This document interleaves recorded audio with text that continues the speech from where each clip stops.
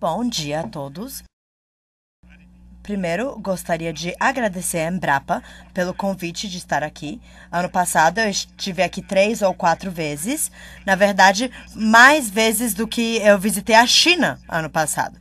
Mas eu ainda não posso dizer que eu conheço bem o Brasil. Mas eu acredito que Embrapa está celebrando o seu aniversário de 40 anos.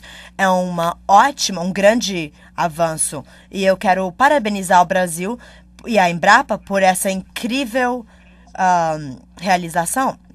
Isso tem ajudado não só o Brasil, mas tem ajudado a alimentar o mundo. Meu próprio país, a China, depende muito disso. E as tecnologias que a Embrapa tem desenvolvido são usadas em países na África, na América Latina e até na China. Até o CIAT, o Centro para a Agricultura Internacional Tropical, tem beneficiado tremendamente da Embrapa. Então, a Embrapa agora, chegando à 4ª década, ainda é muito jovem, mas é um ótimo momento para falar sobre os próximos 20 anos.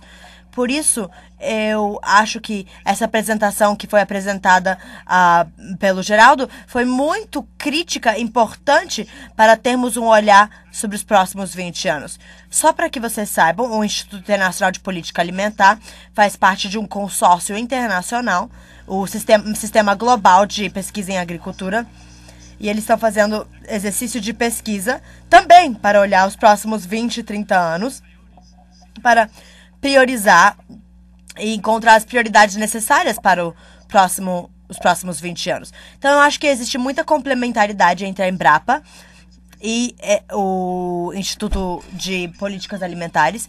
Ele trabalha com o conhecimento e aprendizagem Sul-Sul. E eu acho que a Embrapa é uma das instituições mais fortes no Hemisfério Sul. E o consórcio chinês de pesquisa e agricultura também é muito importante. Mas a nossa própria avaliação, a Embrapa realmente tem ajudado a liderar os países do Sul e os países em desenvolvimento na geração de novas tecnologias e na promoção da atividade de agricultura. Então, o que eu gostaria de fazer é brevemente apresentar a vocês como nós podemos alcançar a segurança alimentar e nutricional num mundo de grande escassez de recursos naturais, água, terra, etc. E qual é o papel das inovações agriculturais nesse quadro? Então, as inovações não incluem apenas tecnologia, mas também inovações em gestão, inovações em estruturas, em marketing e em políticas.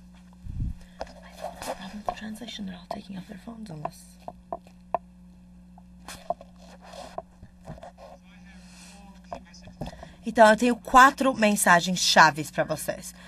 Primeiro, o peso global da fome e da malnutrição ainda é muito alta. Muitas pessoas ainda sofrem desse mal. O segundo aspecto são os desafios para os recursos naturais e o ambiente também são muito grandes. A inovação na tecnologia, agricultura, política e instituições são necessárias para termos segurança global alimentar. E, em último lugar, o Brasil tem um papel crítico nesse quadro. Não apenas em termos de inovações tecnológicas, mas também de trabalho com as pessoas da África, da Ásia, etc. Então, hoje, nós ainda temos 870 milhões de pessoas que estão sofrendo de malnutrição, pessoas que não têm acesso à comida, pessoas que passam fome, não têm suficiente comida para atingir a sua queima energética. Vocês verão que a maioria dessa população miserável está na Ásia do Sul, especificamente Índia, Bangladesh, Paquistão e até no meu próprio país, a China. Ainda temos quase 500 milhões de pessoas passando fome. Não, 100 milhões de pessoas passando fome. A próxima grande concentração é na África. África não tem apenas um número muito alto perto da Ásia, mas também o progresso na redução de fome tem sido a mais lenta comparado com as outras regiões principais. E a proporção das pessoas que estão sofrendo de malnutrição também é muito alta. Olha, reparem a América Latina. Nós temos 49 e 50 milhões de pessoas que sofrem de malnutrição. E o progresso que alcançaram na região também tem sido muito mais rápido do que outras regiões como África, o sul da Ásia. Então, o progresso é parecido com a Ásia do Sul. E também existe outra fome que não é muito reconhecida, que é a fome escondida. É uma falta de micronutrientes, é uma deficiência de micronutrientes na dieta da população. Então, hoje em dia, nós temos 2 bilhões de pessoas que estão sofrendo de uma falta de micronutrientes. E nós sabemos que essa fome escondida pode até fazer um mal muito maior no estado, na saúde física e mental das pessoas, especialmente as crianças. Nossa estimação mostra que essa fome escondida tem consequências muito maiores do que a fome visível reconhecida. E mesmo aqui na América Latina, vocês verão que, comparada com a fome visível, também existe muito dessa fome escondida, especificamente na Bolívia, seu vizinho. Muitas pessoas estão sofrendo de uma deficiência de micronutrientes, como vitamina A. Se nós olharmos a cor na Bolívia, é muito vermelho, então é uma falta muito grande de micronutrientes na dieta deles. Até no Brasil. Brasil, relativamente, está fazendo bem em termos de alimentar o seu povo, de erradicar a malnutrição, não, da subnutrição. Mas em termos de erradicar essa deficiência de micronutrientes, o Brasil não obteve tanto sucesso. Se nós olharmos a cor do Brasil não é verde, é um pouco marrom, escurecida. Então, a falta de micronutrientes no Brasil está num nível intermediário. Existe outra dimensão de malnutrição também. Nós chamamos o triplo peso da malnutrição. Então, as duas fomes, a falta de micronutrientes e também a falta de energia, são 2 pesos visíveis. Existe outro peso, o terceiro peso, que é a obesidade e o sobrepeso. Nas últimas décadas, nós vemos uma tendência aumentando. Aqui no Brasil, mais de 50% da população está acima do peso. E o México está alcançando rapidamente, com quase 70%. Esses números estão até mais altos do que os Estados Unidos. Nós dizíamos que os Estados Unidos tinham um problema mais alto de obesidade e sobrepeso. Não é verdade mais. As economias emergentes, Brasil, México e China. Apesar de que a proporção de obesidade e sobrepeso na China ainda é muito baixo, mais ou menos 25%, mas a tendência tem aumentado dramaticamente. Nós esperamos que nos próximos 10 a 20 anos, 40% da população chinesa estará obesa ou sobrepeso. E especificamente as crianças. Então, quando vocês viajarem para Beijing ou para Xangai, vocês verão que metade das crianças estão obesas ou têm sobrepeso. Esse é o nosso futuro. Esse é o futuro. E, bom, o desafio atual e do futuro que está ameaçando a nossa segurança alimentar já tem sido enfatizado. Não preciso repetir, mas eu só queria enfatizar 5 desafios. O aumento da população e a urbanização. Especificamente na China, eu acho que o presidente falou nos comentários de abertura hoje que, sim, a China está se urbanizando rapidamente. Em 2011, mais pessoas viviam em centros urbanos do que áreas rurais. E essa tendência irá continuar durante as próximas 2 ou 3 décadas. 75%, 80% da população chinesa estará na cidade. E quando eles se mudarem para a cidade, eles irão demandar mais comida e de mais qualidade, e isso irá pesar nos recursos naturais. Também um crescimento grande nos recursos financeiros e na demanda e mudanças da dieta. Então, as pessoas querem mais carne e mais vegetais e legumes e menos arroz. E essa tendência irá continuar. Óbvio que a dimensão cultural também se importa. O rendimento per capita na China é mais ou menos 15% do que é no Japão. Mas, na verdade, tem uma porcentagem muito maior em certos aspectos. Também o aumento no preço dos combustíveis, do biocombustível, irá aumentar a volatilidade dos preços de comida. Sabemos que em 2007 a 2008, os preços da comida aumentaram. Parte da razão, especificamente, não apenas parte da razão, mas talvez uma grande parte, é devido ao aumento nos preços de biocombustíveis e não da produção do biocombustível.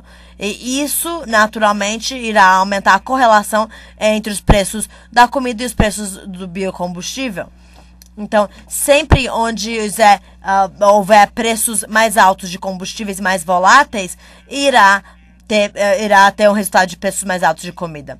Também, nossos recursos naturais estão escassos e, infelizmente, em alguns dos países mais pobres, que a segurança alimentar é um desafio e eles irão sofrer de uma forma muito maior dessas mudanças climáticas também. Então, aqui temos todas essas informações no nosso site. Você pode entrar no nosso site e observar esses 5 desafios e como eles irão afetar a segurança alimentar. As inovações na agricultura são críticas, são importantíssimas. Então, as inovações na agricultura são importantíssimas para alcançar uma demanda num mundo de escassez. Isso já foi mencionado pelo Geraldo, mas também na questão de aumentar a nutrição. Nós não temos prestado atenção suficiente para a questão da nutrição. Como podemos usar a pesquisa na agricultura para aumentar os nutrientes das plantas, dos produtos e legumes que nós consumimos?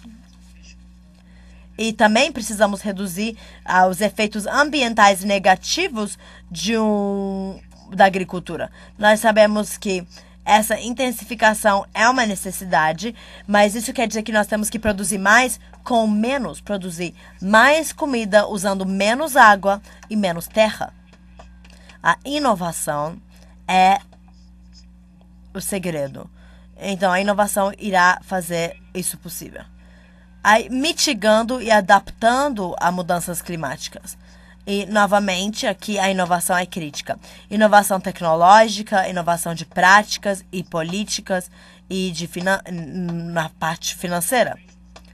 As inovações da agricultura podem ser tecnológicas, nós temos concentrado muito nisso, mas também poderiam ser de gestão, organização, instituições. Então, não vamos esquecer que existem outras dimensões da inovação. E essas inovações, às vezes, poderiam ajudar a facilitar as inovações tecnológicas. Então, sem essas inovações tecnológicas, não iriam acontecer ou seriam menos efetivas. E o impacto dessas inovações poderia ser tão grande quanto inovações tecnológicas. Agora, a inovação na agricultura acaba dirigindo o crescimento na agricultura. Então, nós vemos que a produtividade tem aumentado 2%, 3% em diferentes regiões. América Latina, Ásia e até na África. Se olharmos a África, a produção da África, também temos um aumento representativo. Mas, se nós olharmos as fontes de crescimento, eles nos contam outra história. Na Ásia, na América Latina, nessa região, a produtividade tem aumentado. A produtividade é o que está contribuindo na maior parte à produtividade da agricultura. Mas na África, ainda é o uso de mais terra, mais recursos, é isso que tem sido responsável pela maior parte da produtividade. Isso não é sustentável. Então, o crescimento da África vem da expansão da terra, vem do uso de mais recursos.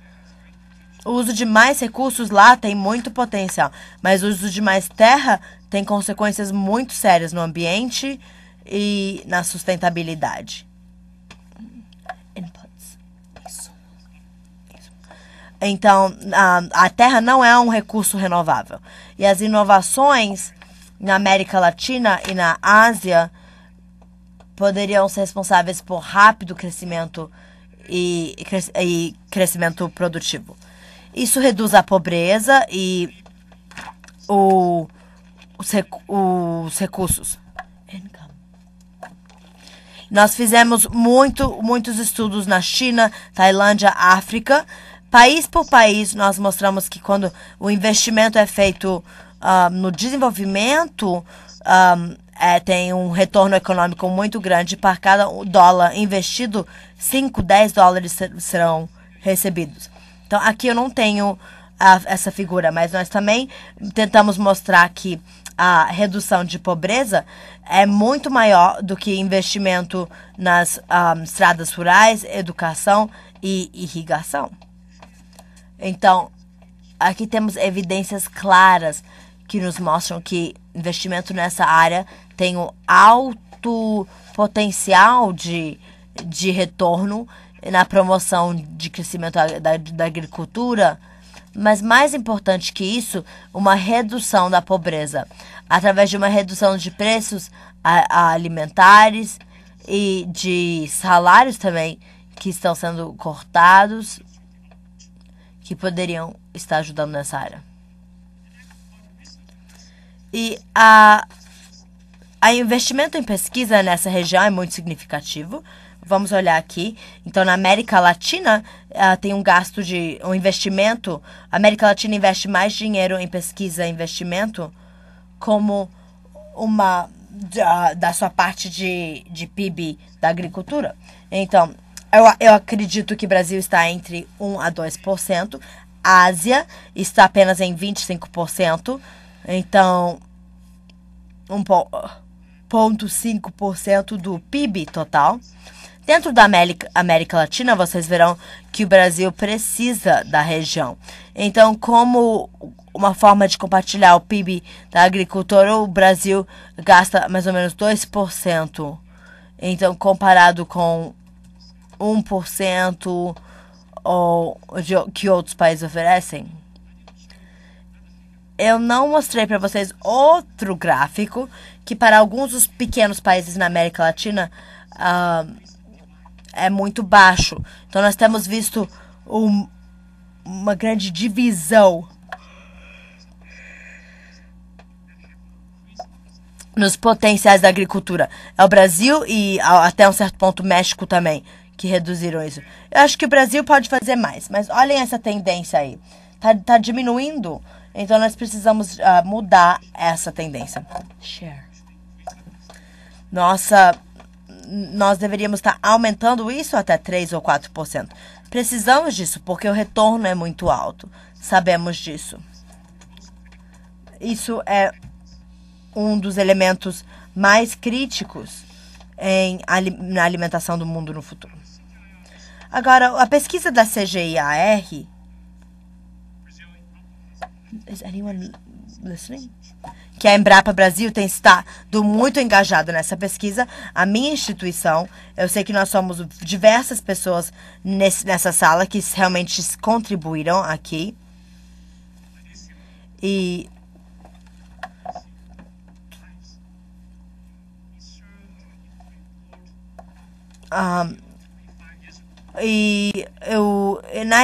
serviu a esse comitê há uns 25 anos atrás. E foi nessa época que o IPRI começou a realmente tomar progresso.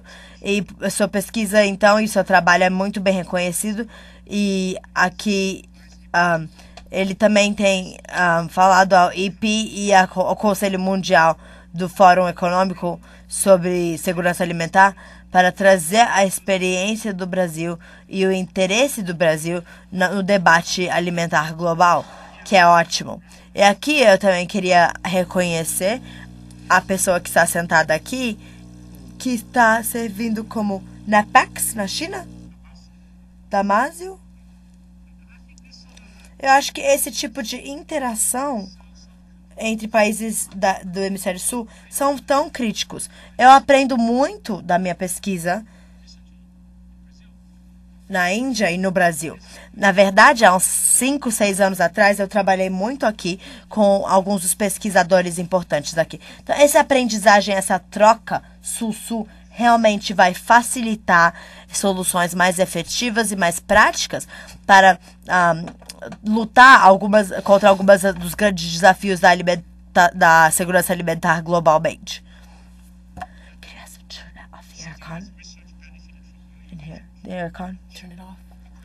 CGI tem se beneficiado dessa parceria e a pesquisa tem sido muito rica nessa área. Então, para cada $1 investido, nós estimamos que $9 são devolvidos. Algumas pessoas não acreditam. Será que eu posso investir $1 e receber 9 a 10 dólares de volta? É muito difícil. Mas 11 a 13 pessoas, 11 a 13 milhões de pessoas foram protegidas da malnutrição. E 10 milhões de hectares de terra foram salvas. Especialmente com a Revolução Verde na Ásia, no Paquistão e no Bangladesh. Agora, a pesquisa da Embrapa também tem retorno. Eu vi meu colega no programa, talvez ele virá amanhã. E ele... a pesquisa dele mostra que cada $1 investido na Embrapa tem um retorno de $16. Então, eu acho que os retornos futuros poderiam ser mais altos, porque a demanda para pesquisa se mantém muito forte, é muito permanente. A pesquisa para derrotar o problema de insegurança alimentar global. Então, vocês têm um trabalho muito importante, de muita responsabilidade. E os 3,1 bilhões de dólares que têm sido gerados da sua pesquisa. Então, as inovações na tecnologia agricultural e a política e instituições são muito importantes. Eu queria aqui mencionar alguns dos aspectos-chave ou dos caminhos-chave que devemos tomar no futuro. Então, o primeiro é que devemos acelerar o investimento no R&D, especialmente para a produtividade dos pequenos produtores. Então, também promover a sustentabilidade ambiental. Então, não apenas produtividade, mas também inovações sustentáveis em termos de continuidade. E também, claro, apoiar inovações e acabar e aumentar a nutrição. E, finalmente, investimento em outras áreas, como infraestrutura, educação e... Então, o investimento na agricultura, na produtividade de pequenos produtores será muito crítico. Nós sabemos que 80% desses produtores são produtores pequenos, estão na África, no sul da Ásia, na China e no Vietnã, e também estão aqui no Brasil, nessa região. Então, as pessoas adoecidas e as pessoas que estão sofrendo geralmente são as... Bom, variedades novas também de diferentes... para a construção de abióticos. Então, pestes, como uma mecanização para pequenos funcionários e produtores. Então, eu quero tocar um pouquinho nesse assunto. Eu sei que a parte de tecnologia, de biotecnologia já foi reconhecida, mas para as últimas 2 décadas, como nós, devido ao crescimento econômico e ao crescimento, os produtores rurais têm trabalhado os agentes rurais têm visitado China, Vietnã e Índia, e hoje nós vemos um aumento muito grande de problema com desemprego nesses países. Há 10 anos ou há 30 anos atrás, quando eu estudei no Minnesota, nós acreditávamos que o setor da agricultura, você pode chamar os trabalhadores dessa área sem hesitar, mas hoje não é mais verdade essa questão. Então, a mecanização, a inovação e mecanização é crítica, e os pequenos produtores precisam dessa tecnologia e dessa inovação. Não apenas na Ásia, mas também na África. Até na África, essa mecanização irá ajudar aos pequenos produtores para aumentarem a produtividade e especialmente no momento da plantação e colheita. Há um pouco da tecnologia diferente.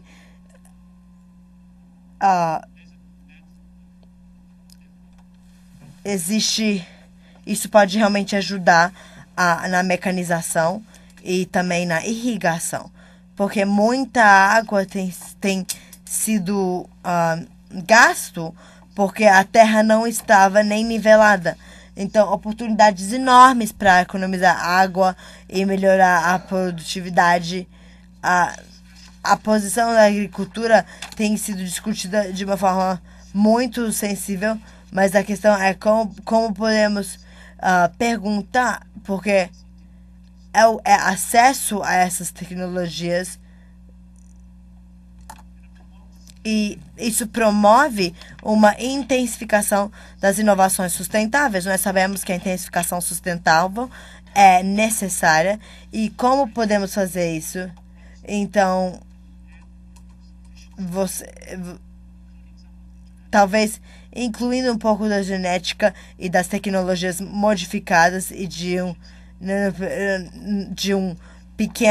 dos pequenos produtores, eu acredito que há um grande potencial.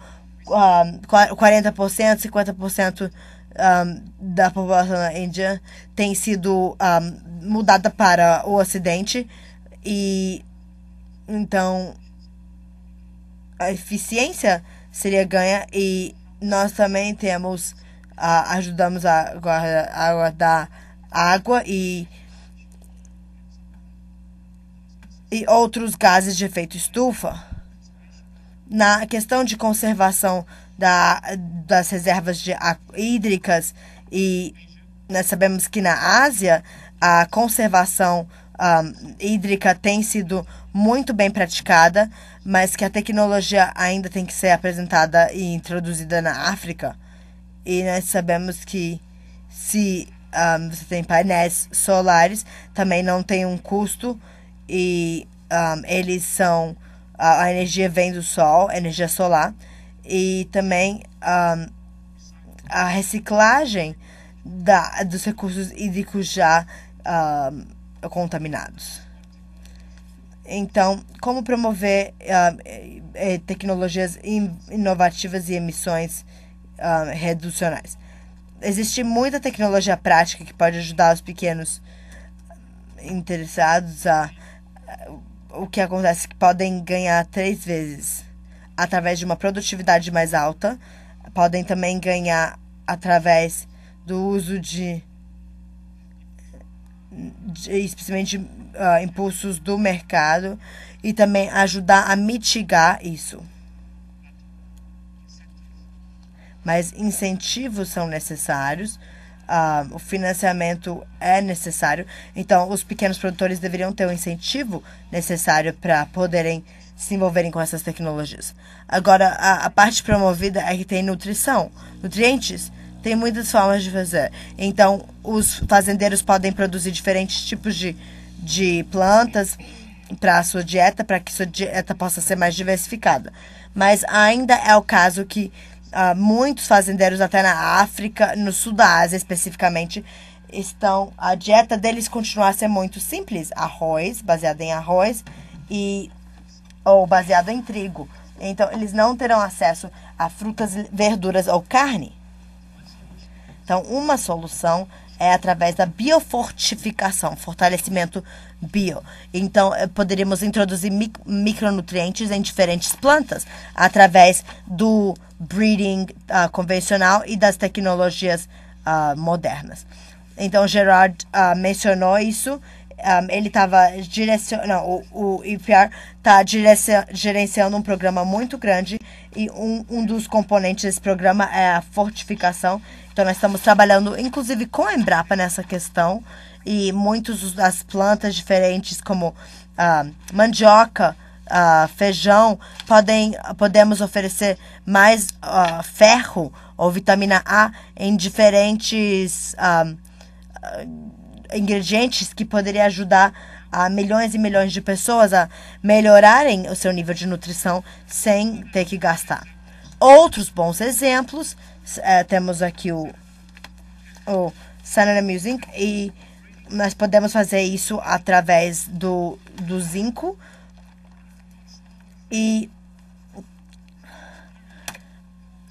também a questão de investimentos complementares. Então, investimento em irrigação, investimento em infraestrutura rural, investimento na educação rural é muito crítica também. Porque, senão, o seu retorno ao outro modelo acontecerá. Então, esse é o Brasil tem um papel muito importante na cena global. Esse é o meu ponto final. Então, estou tão satisfeito que a Embrapa tem uma visão de incluir a sua agricultura, de incluir a sua visão para que vocês possam alcançar a demanda global com a sua agricultura. Eu acho isso extremamente inteligente e de grande sabedoria. É uma habilidade de investimento. Vocês ainda têm um ótimo potencial para aumentar seu investimento. Então, 2% ainda é muito. Você precisa aumentar isso da minha perspectiva. E o investimento responsável na agricultura vem... o Brasil está investindo rapidamente em alguns países da África, como Moçambique, Gana, Angola, e nós temos que garantir que o nosso investimento, até o investimento da Índia e da China, são socialmente responsáveis. Responsáveis aos pequenos produtores, responsáveis ao meio ambiente, responsáveis à segurança alimentar. E temos que promover também esse compartilhamento de conhecimento sul-sul e sul-norte. Vocês têm tecnologias tão ótimas, conhecimento tão ótimo e sabem como. Muitos países africanos ou do sul da Ásia podem aprender. Até a China pode aprender com vocês. Então, esse intercâmbio de conhecimento pode realmente ajudar esses países a trabalharem juntos de uma forma mais efetiva.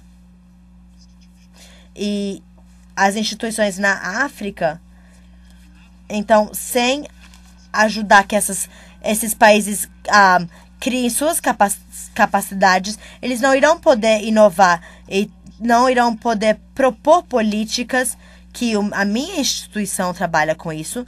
Então, eu realmente espero que no futuro, nos próximos 5 a 10 anos, através da nossa colaboração, e eu sei que na liderança, talvez o estudo em um centro de treinamento possa estar promovendo essas políticas. Espero que no nosso trabalho, nos próximos 5 a 10 anos, as políticas na África podem ser realmente propostas pelos africanos e pelas instituições africanas, para que as políticas possam ser deles e que eles possam implementar as políticas. Muito obrigada.